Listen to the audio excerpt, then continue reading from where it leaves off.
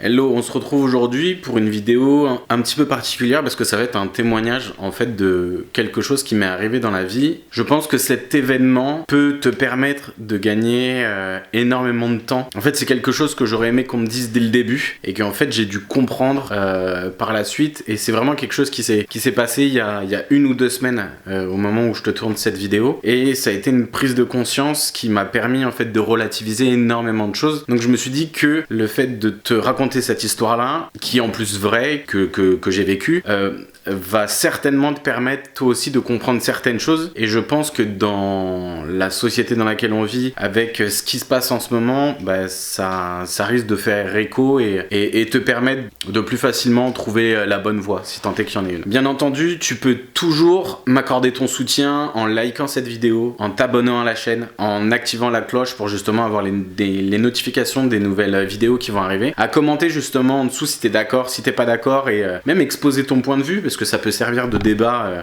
entre vous tous avec moi. Et si tu souhaites aussi également m'aider d'une manière un petit peu plus importante, t'as la possibilité de me faire des dons via la chaîne Tipeee. Donc il y a mon lien qui est directement dans la description, et je tiens à remercier toutes les personnes qui le font parce que ça me permet vraiment en cette période difficile pour moi de pouvoir générer un tout petit peu de revenus. Donc vraiment merci beaucoup, et je vous laisse avec le reste de la vidéo. Alors en fait ça commence il y a un bon moment, c'était quand j'étais petit.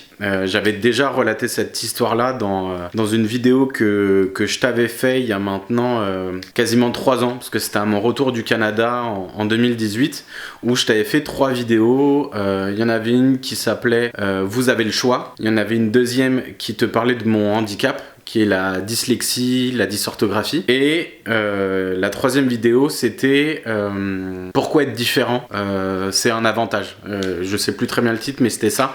Je te les remettrai en lien juste au-dessus, ou sinon je te les mettrai dans la description, les 3 vidéos, pour que ça soit plus simple pour toi pour les retrouver. Et pour te faire un bref résumé, mais tu le verras dans ces vidéos-là si tu les regardes. En fait, quand j'étais petit, j'avais mon meilleur ami qui habitait dans le même immeuble que moi, on était dans la même résidence, etc. On passait tout notre temps libre ensemble, on était à l'école ensemble, etc. Et souvent, moi, quand je rentrais à la maison le soir, je voulais obtenir plus ou moins ce que lui, il avait chez lui. Les mêmes jouets, les mêmes DVD, les mêmes cassettes, etc. etc. Et j'avais ma mère à l'époque qui me disait tout le temps mais comment tu t'appelles toi? Donc je lui disais je m'appelle Mathieu. Elle me disait mais non, mais comment tu t'appelles toi? Et donc je lui disais Mathieu Labro, etc. Et elle me disait voilà, tu t'appelles pas comme ça, ou tu t'appelles pas comme ça, donc tu n'as pas à avoir, enfin t'es pas obligé d'avoir ce que les autres ont. Toi, construis-toi ton propre truc, etc. etc. J'ai grandi, j'ai eu cette éducation là en fait, de toujours chercher à faire différemment, toujours chercher à ne pas spécialement faire comme tout le monde. Alors ça va à l'encontre d'un biais cognitif qu'on a dans le cerveau qui s'appelle la preuve sociale. Pareil, je t'avais fait une vidéo là-dessus. On a plutôt tendance à reproduire des comportements qui ont déjà été faits avant, ou que un grand nombre de personnes font. C'est pour ça qu'on va regarder les avis sur Google, c'est pour ça qu'on va regarder les notes qui sont mises. Par exemple, si on va sur allociné.com pour voir le résumé d'un film, on va regarder la note spectateur, on va regarder la note des critiques, etc. On va voir si les gens ils ont aimé, s'ils ont pas aimé, avant de se décider d'y aller. Et en fait, c'est un biais cognitif qui est quand même assez fort dans notre cerveau. Et moi, je me rends compte que au final, ma mère a réussi à m'inculquer en fait l'inverse de la preuve sociale. C'est-à-dire que j'ai tendance à plutôt aller vers là où il n'y a pas beaucoup de monde, où là par exemple une personne qui va être un petit peu décriée, qui va être un petit peu montrée du doigt, mais moi je vais plutôt avoir tendance à l'écouter elle. Il y a par exemple un film que j'adore, et il y a ça doit durer une dizaine de secondes. Dans ce film là, c'est World War Z avec Brad Pitt. Donc c'est un film de zombies, mais qui est tourné d'une manière assez différente, en tout cas pour moi. Et il y a une scène de ce film où ça se passe à Jérusalem, en Israël, où on nous explique la théorie du 10e homme. Et en fait, ils disent que s'il y a 10 personnes qui doivent prendre une décision, si 9 personnes tirent la même conclusion, alors la 10e personne, même si elle pense pareil que les 9 premiers, est dans l'obligation de penser différemment pour obtenir un nouveau point de vue, pour essayer de répondre à une problématique de manière différente, etc. etc. Et quand j'avais vu ce film-là, en fait, j'avais compris, et j'ai compris l'éducation que ma mère en fait m'avait donnée, qui était de fais-toi ta propre idée en fait. Sauf que moi ma propre idée était souvent orientée, dirigée sur le fait de faire complètement différemment de un tel, faire complètement différemment de un tel, etc. etc. Il s'avère que dans mon parcours, que ce soit professionnel, que ce soit amical, que ce soit relationnel, que ce soit sentimental, que ce soit sportif, etc. etc.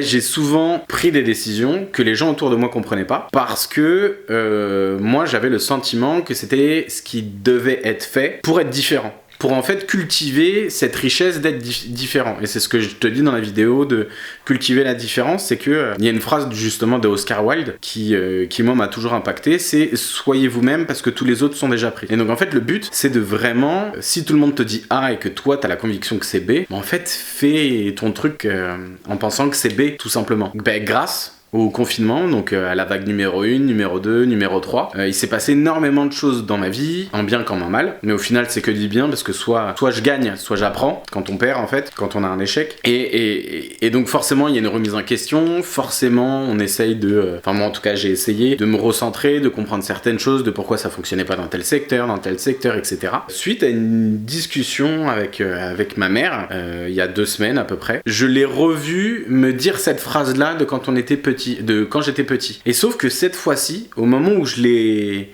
Donc elle était là en train de me parler, mais en fait moi je l'écoutais pas vraiment. J'étais dans mon souvenir d'elle qui me dit ça pour la première fois, je dois avoir 6 ans peut-être. Et au moment où elle me le redit, donc dans mon souvenir, je me rends compte qu'il m'impacte et que je le comprends totalement différemment. C'est-à-dire que plutôt que de comprendre qu'il faut être différent, je comprends que ce qu'elle m'a toujours dit, c'est qu'il faut que tu sois toi-même. Et en fait, c'est 2 notions qui sont complètement différentes. Parce que je me suis rendu compte que moi, je l'avais compris de la manière à il faut être différent des autres. Donc en fait, il faut, si ça réussit pour tout le monde, toi, il faut que tu fasses différemment pour échouer. Ou si tout le monde réussit, il faut que toi t'échoues. Si tout le monde est méchant, il faut que toi tu sois gentil. Et en fait, à aucun moment, t'as la place pour être toi-même. Et au moment en fait où je me prends cette vague-là, suite à beaucoup de questionnements, par exemple par rapport au travail ou autre, je me rends compte que à aucun moment j'ai été moi-même. À aucun moment j'ai fait en sorte de penser à moi en premier pour après pouvoir aider les autres. Par exemple, depuis ma plus tendre enfance, je suis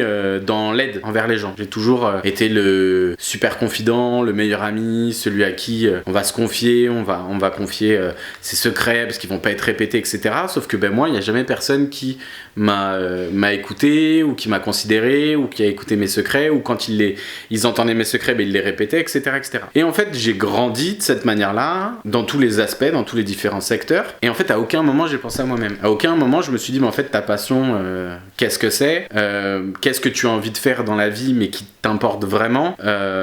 Et en fait, tous ces questionnements, depuis 1 à 2 semaines, m'ont poussé justement à te faire la vidéo que tu as eue la semaine dernière sur le bilan, les annonces et les projets que j'ai pour cette chaîne, que en fait, à partir de maintenant, j'ai plus envie de m'écouter et de vous donner un contenu, donc de te donner un contenu qui me représente à 100%. Par exemple, dans les vidéos que je t'ai faites, elles sont plutôt très scolaires, où je t'apprends des choses, donc j'essaye de t'amener de la compétence, de t'amener de l'apprentissage, de t'emmener ce genre de choses. Mais lorsque je fais des formations, lorsque je suis amené à rencontrer des gens et leur expliquer soit ce que je fais dans la vie ou certains principes ou autres, c'est souvent en soirée, donc quand on est avec des amis ou ce genre de choses. Et j'ai remarqué que la manière de délivrer l'information passe beaucoup mieux et beaucoup plus pertinente, parce qu'en fait, dans ce moment-là, je suis vraiment moi-même. Que lorsque je le fais face à la caméra pour essayer de t'inculquer quelque chose,